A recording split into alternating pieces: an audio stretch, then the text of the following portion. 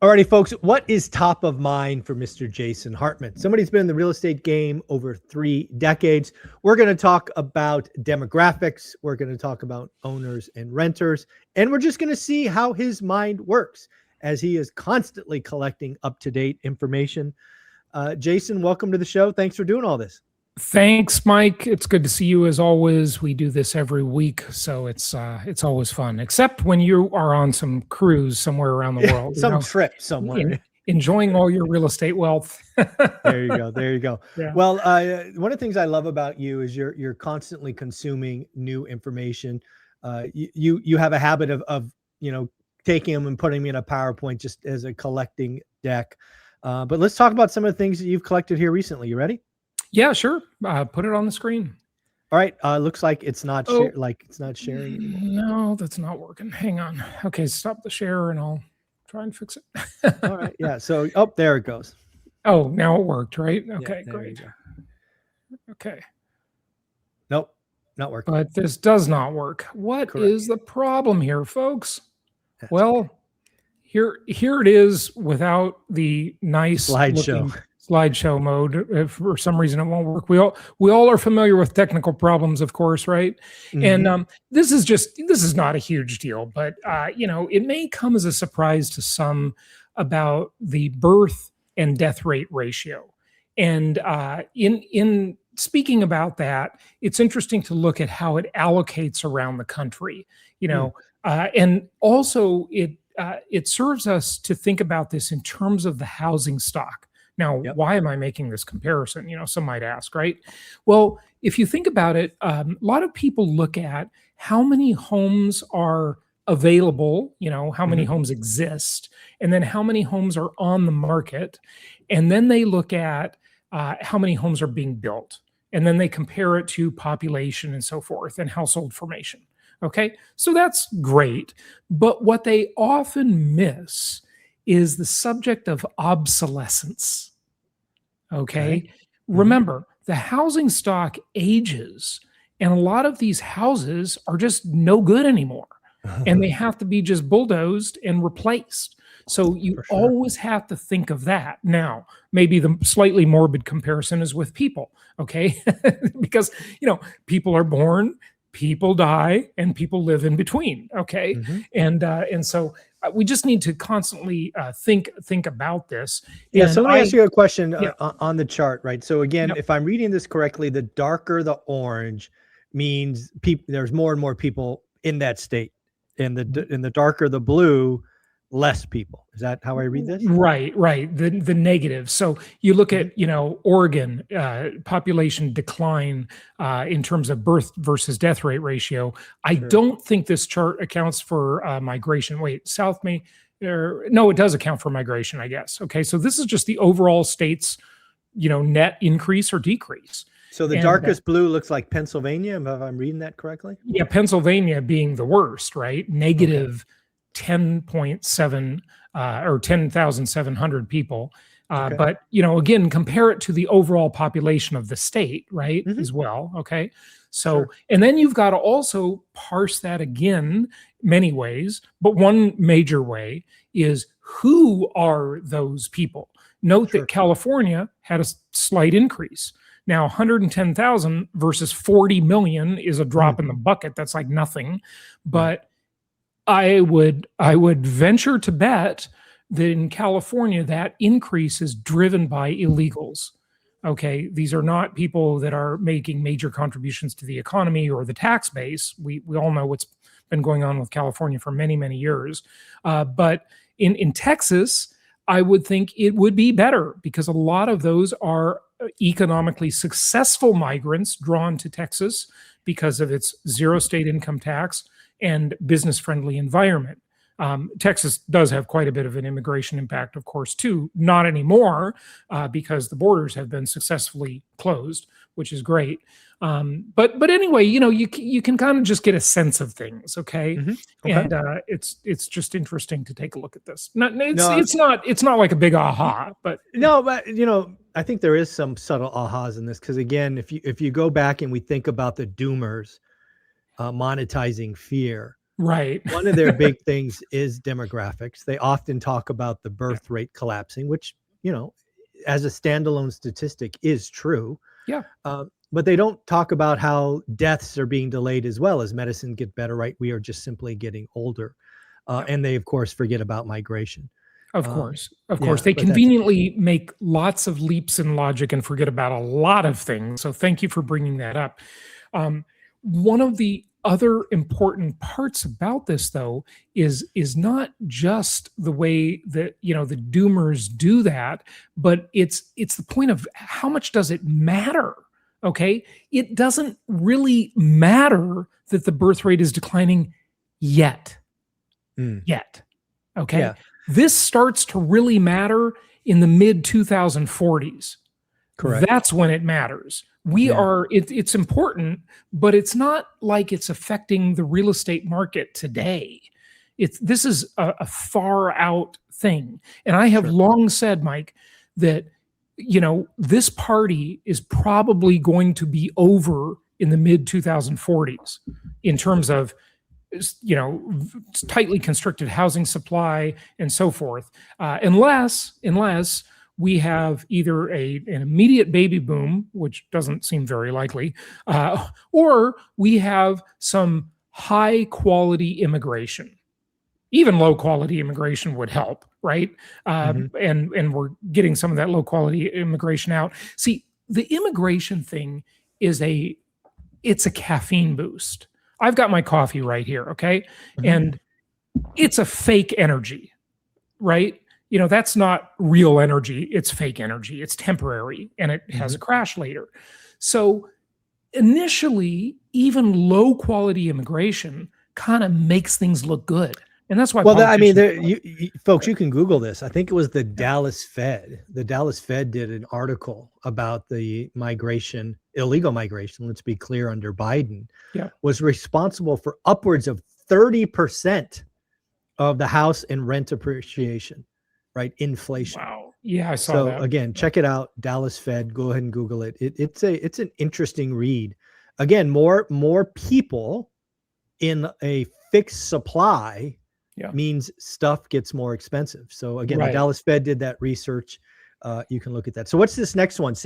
Active inventory. Okay. Well, let me just make a comment on what you said, because what you said is very important. Now, always ask when someone says something, when you're looking at a chart, reading an article, hearing a soundbite, always say, what are they not telling me? Well, what did Michael just not tell you, right? And what did the Dallas Fed survey not tell you? Well, what it didn't tell you is that, okay, so we reduce the impact of immigration, and then you think, okay, well, that's going to cause prices to decline. And in the very short term, you might see a slight impact from that. But first of all, those illegals aren't occupying the houses that we're investing in much. Maybe a little bit, but not much. They're in really cheap houses like, class C and D type properties, apartments, things like that. Okay, but that's one thing. But what it didn't tell you is that leaves more jobs for legal Americans. And that puts upward pressure on wages. Yep. And some of it you may not really notice in the statistics because of the gig economy. There's a lot of distortions going on there. And so who cares if prices are higher, if wages are higher, or people are better employed? And what you can't tell a lot of times is you say, okay, well, Jason, I just looked at the wage survey or the ADP study, right, which is a common one, and payrolls aren't really up that much. Yeah, but that doesn't really tell the story, okay? There's a gig economy. That's very hard to count and quantify. And there's just a matter of people being better employed. There's no question. Again, if you remove, just like you add people, stuff goes up. If you remove people in a wage economy, wages go up. And again, folks, I'll remind you that wages are up 15 months in a row in excess of home prices. And again, you want to fix housing, continue that trend for another 30 to 40 months, and bingo, bango, we are right back to trend. Oh, yeah, yeah, and it's really nice to see that wages are now outpacing housing prices. Absolutely. Because for 2 that means months. the affordability equation, even with the rates that we're just stuck on these higher rates, Yep. it's getting better. Every single day, it's getting better. So, Yep. yeah. Correct. Yeah. All right. What are we looking at here? Active inventory? Well, this is just the typical Alto survey. We've talked about this many times. This is from Bill McBride's Calculated Risk. He published some great stuff, and Sure it does. just shows you inventory, right? And it's slightly up 0.0 or 0.3% year over year, right? Nothing. Yeah, I think that would surprise a lot of people. Almost I think nothing. Yeah, it's almost nothing. Yeah. Yeah. Okay. And it's still down from the pre-COVID era by Oh, yeah. 10.5%. Okay. Yeah, we're not getting back So, there. so inventory is still low. There's still a housing shortage. Don't listen to the doomers. They are lying to you. Okay. You just can see right where we are, and we still need more housing supply. Yep. Okay. All right. What do you got next? Yeah. What's okay. I love this. Since we're just going through random charts here. Okay. Yeah. So this one is good because it shows the wealth. This is gap. what the doomers tell you that don't tell you. This is one that drives me crazy. Yeah. So this one is good because it shows you renters versus homeowners. Now, you might be by thinking, age group. Yeah, by age group, by demographic cohort, but you might be thinking, well, what does this mean to investors? Well, it means several things. Number one, you don't have to be an owner-occupied homeowner to take advantage of this wealth gap. Correct. Okay, you can rent your house that you live in, and then you can invest in other properties that people rent from you. Right? It doesn't mean you have to occupy the house, but homeowners massively exceed renters in terms of net worth at every age group. I mean, it is just, you just need to own real estate, folks. You need to be in the game. I mean, and the more in the game you are, the better off you're going to be. So if you own 3 rental properties now, maybe you should get 7. If you own 7, maybe you should see if you can get 15, right? Get more rental properties, because this effect just multiplies and multiplies and multiplies. It's the most historically proven asset class in the entire world. At the end of the day, folks, there's a couple of things that are true. One, inflation's a feature, not a bug. Second, we have 30-year fixed rate debt, which is a one-way bet on rates and inflation. Again, you're paying it off with cheaper dollars. Oh, by the way, your tenants are paying it off with cheaper dollars. Yeah. And the last one, part of the wealth formula is you got to own assets. It's just, you can scream, you could yell, you could do whatever you want, but we've seen now for hundreds of years, owners are the ones that get rich, not renters. Right. No question about it. You've got to own the assets that everybody needs. Housing has universal need. I mean, think of the old saying, what does everybody need? Food, clothing, and shelter. Well, let them rent that shelter from you. I mean, it's a great deal. Now, I do want to say on balance, you always ask, well, what dog is not barking? I'm famous for saying on my show, you can't hear the dogs that don't bark. So there is one thing in this chart that is important that is not being said. And I want to point that out. So what are they not telling you? What is the chart not telling you? Michael, you've seen these surveys and read about them that say, well, people that go to college over their career, they will earn on average over $1 million more than non-college grads. And that's fake news. Okay. Why is it fake news?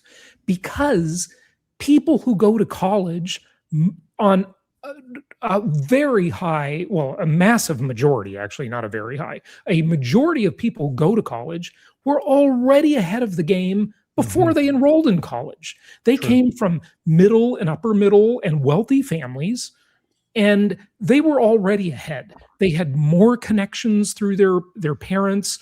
They had more career advancement opportunities. They were not the low class, right? So there's a pre-selection bias. And that is also true in this chart. It's the same phenomenon. I mean, people at the bottom of the economic ladder never get out of the renter pool, right? And so, of course, there's a pre-selection bias here. But that said, most people listening are already in the lower, middle, upper middle, or wealthy class. Okay. Nobody listening is poor, probably. Okay.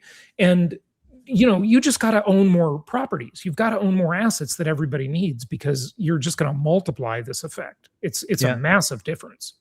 All right, let's show them one more chart. I'm always interested in how your mind works. What's the next chart? Here's a good one. So inflation, right? You always say inflation is a feature, not a bug. And I love that. For 22 years, I have been teaching people about my literally trademarked strategy. I actually trademarked it years ago, called inflation-induced debt destruction. And we've learned from many people over the years that savers are losers. And, the winners are the people that invest. There's a huge difference between investing and saving. You've got to save to invest. But once you have enough to invest, you need to get off the savings treadmill, because you will always be falling behind on the savings treadmill through inflation debasing your savings and taxes stealing your wealth, right? Yeah, it's funny. This morning I read an article talking about $1 100 years ago. Do you have any guess at what a dollar is? That dollar is worth today? $2.99. Oh, it's the other way. It's 3 cents. Oh, 3 cents. Okay, yeah, 3 cents. Survey. I just posted a thing. Yeah. But I guess I should have said the buying power of $1. 100 years ago was 3 pennies today. Yep. You are in a losing game. Now you can flip that equation. Charlie Munger, Warren Buffett's sidekick, who recently passed away, he was a very smart man, and he always said, when you encounter any problem, invert the problem. Yeah, he's a big invert guy. Yep. The inversion concept is brilliant, because that's what you're doing when you buy real estate with someone else's money, and then you delegate the debt responsibility to someone else called a tenant. Yep. And then inflation comes along and debases the value of that debt. It's like I call this the double inflation arbitrage, but it's really more than double, because you're just gaming the system in so many ways, and it's so beneficial. Jason, you are amazing. Love what you do each and every week. I love the fact that you have the discipline to continue to grow and learn, challenge, and ask important questions. Where can people find you? JasonHartman.com, or any podcast platform, YouTube. Just type Jason Hartman and you'll find me. And be sure you're subscribed to our newsletter. Go to the website and subscribe to our newsletter. Get on the list. We got some great articles. The one coming out this week is debunking the doomers. It's about optimism. We've got over 50,000 subscribers to the newsletter now. Nice. And we'd love to have you join us, because we got some great stuff in the newsletter. It's all free. So check it out. Very cool. Thanks, family.